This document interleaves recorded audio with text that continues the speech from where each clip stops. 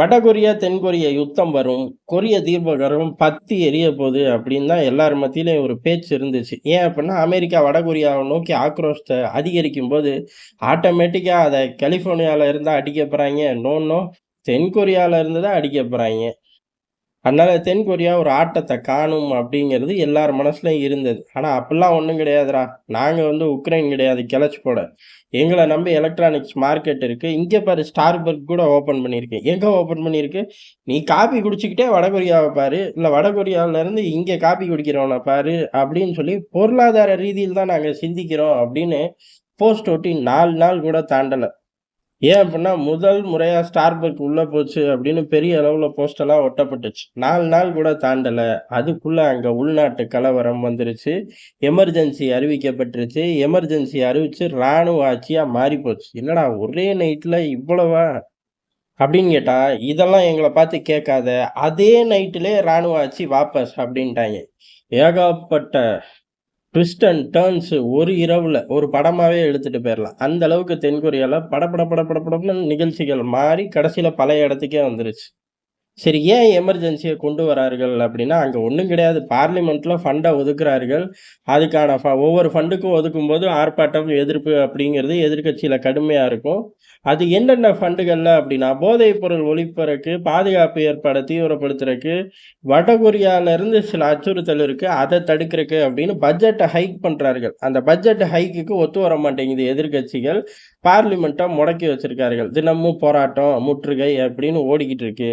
இதனாலேயே ஆளுங்க தரப்பு கடுப்பாயிருச்சு. கடுப்பாயி என்ன பண்ணிட்டாய்ங்க, இது இல்லாம நம்மளால இயங்கவே முடியாது. மக்களோட பொருளாதாரம் போயிரும். நம்ம நாட்டோட ஸ்திரத்தன்மையே போயிரும். அதனால ராணுவ ஆட்சிய கொண்டு வரேன் அப்படின்ட்டாய்ங்க. ஏறக்குறைய பல வருஷங்களுக்கு முன்னாடி ராணுவ ஆட்சியில இருந்து தான் ஜனநாயக ஆட்சிக்கு மாறுச்சு. ராணுவ ஆட்சிக்கு போறது சுத்தப்படாதே.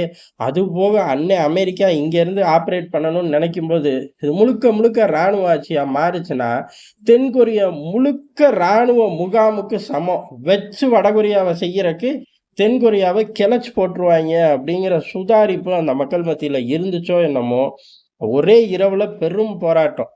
ஆளுந்தரப்பு அசர்ற மாரி இல்ல. எல்லா டேங்க்கு, சாப்பர் எல்லாத்தையும் கொண்டு வந்து ரோட்ல நிறுத்திட்டாய்ங்க. "டேய் இதெல்லாம் வடகொரியால நிறுத்துறேன்னு தானடா வாங்குன" அப்படின்னு கேட்டா, "இல்ல, இல்ல தென்கொரியாலயும் நிறுத்திக்கலாம்" அப்படிங்கிற மாரி ரோட்டுக்கு வந்துருச்சு. மக்களும் சேர்ந்து ரோட்டுக்கு வந்துட்டார்கள். ஆளுங்கட்சிக்குள்ளேயே இதுக்கு எதிர்ப்பு. ஏன்னா, இப்ப நிம்மதியா வாழ்றோம். பெரிய அளவுல இந்த மாரி ஆக்கி இவர்கள் போதைப் பொருள் ஒழிக்க போறார்களா? ஒண்ணும் கிடையாது. அமெரிக்கா சொல்ற இடத்துலலாம் கையெழுத்து போட்டு வடகொரியாவ நோக்கி போறாய்ங்க. கிறுக்கு பயலுக அப்படிங்கிற பெரிய அளவுல பேசு அடிபட்டாச்சு. இத தொடர்ந்து அங்க அந்த போராட்டம் அப்படிங்கிறது ரொம்ப வலுவாச்சு. எல்லாமே அந்த ஒரு நைட்ல ஓடிக்கிட்டு இருக்கு. போராட்டம் வலுவாகும்போது ஆளுங்கட்சியிலே பிரச்சனைகள் ஜாஸ்தியாகுது. பார்லிமென்ட்ல வாக்கெடுப்ப நோக்கி போறார்கள். 200க்கு 190 அப்படிங்கிற ரேஞ்சுல இதுக்கு எதிரா வாக்கு விழுந்துருச்சு. அதான் ராணுவ ஆட்சிலாம் ஒண்ணும் தேவையில்லை அப்படின்னு. அப்ப என்ன அர்த்தம்? ஆளுங்கட்சியிலே 10 பேர் தான் ஆதரவு. அந்த 10 பேர் கேபினெட்ல உட்கார்ந்திருப்பாய்ங்க. அதுல எந்த சந்தேகமும் நமக்கு தேவையில்ல. அப்ப ஒட்டுமொத்தமா ஆதரவே இல்லாம இந்த வேலைய செய்ய பார்த்திருக்கார்கள். இந்த வேலை செய்யறது மூலியமா போதைப் பொருள ஒழிக்கிறக்கோ, இல்ல வடகொரியாவ அழிக்கிறக்கோ, அந்த அளவு அங்க பிரச்சனை தலைவிரிச்சு ஆடுதா அப்படின்னு கேட்டா, அப்படிலாம் ஒண்ணும் கிடையாது.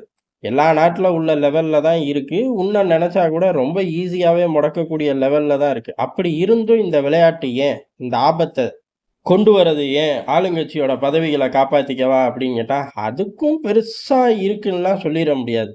மேற்படி நம்ம பார்த்த 2 நிமிஷத்துக்கு முன்னாடி பார்த்த விஷயம் தான். இத முழுக்க ராணுவ முகாமா மாத்திட்டோம் அப்புட்ன்னா, ஒரே இவனுங்களோட வாழ்வாதாரம், குறிக்கோள், லட்சியம் பொறந்ததும் சரி, கடவுள் தென்கொரியாவ படைச்சதும் சரி, எதுக்கு வடகொரியாவோட சண்டை போடுதே அப்படிங்கிற மாரி இயக்கி விட்டுருவோம் அப்படிங்கிற மூடுக்கு பைடன் தரப்பு வந்திருக்கலாம். நல்ல வேளை பைடன் அடுத்த 4 வருஷம் உட்கார்ந்திருந்தா, பெரிய பூகம்பத்தையே உலகம் சந்திச்சிருக்க மாட்டேங்குது. மனுஷன் போறதுக்கு முன்னாடி என்னெல்லாம் பண்றாரு அப்படிங்கிறது ஒரு பக்கம் ஓடுது. இன்னொரு பக்கம் பைடனுக்கு இதுக்கும் சம்மந்தம் கிடையாது. இத பைடன் அக்கவுண்ட்ல ஏத்தாதீங்க அப்படின்னு இன்னொரு தரப்பு ஓடுது. ஆனா இதுல அமெரிக்காவோட சித்து விளையாட்டு இல்லாம, இவ்வளவு படபடன்னு சூழ்நிலைகள் மாறுறது, சந்தேகப்பட எல்லா அம்சங்களும் பொருந்தி வருது அப்படிங்கிறது தான் எதார்த்தமான உண்மை. நன்றி, வணக்கம்.